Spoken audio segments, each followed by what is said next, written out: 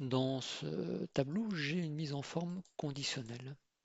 La règle utilisée est celle-ci, c'est je veux faire apparaître les enfants qui ont entre 20 et 25 ans à la date du 1er mars 2020, date qui est contenue dans la cellule BA.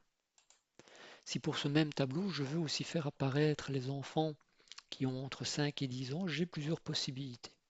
Première possibilité, je sélectionne mon tableau, mise en forme conditionnelle, nouvelle règle, utiliser une formule, et je tape ma formule. Les enfants entre 5 et 10 ans.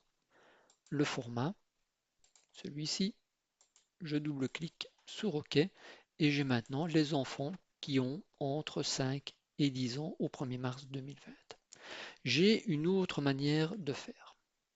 Je sélectionne toujours mon tableau, je fais mise en forme conditionnelle, je fais gérer les règles et comme ma seconde règle est assez proche de la première, ce que je peux faire, c'est de faire un copier de cette première règle, d'aller dans mon notepad et de changer un tout petit peu la règle avec les nouveaux critères, donc entre 5 et 10 ans.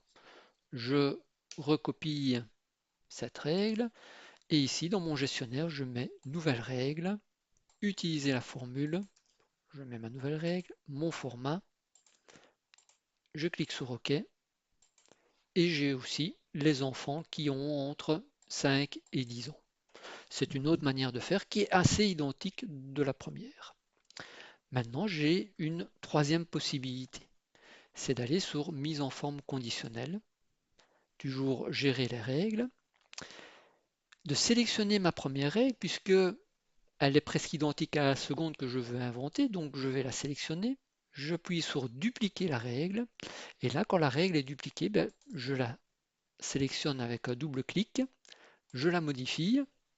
Donc, les enfants entre 5 et 10 ans, je change évidemment mon format, je fais OK, OK, et je valide une dernière fois. J'ai aussi les enfants entre 5 et 10 ans qui sont visuellement apparents.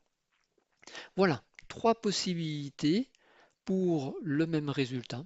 À vous de choisir celui qui vous convient le mieux. À la prochaine!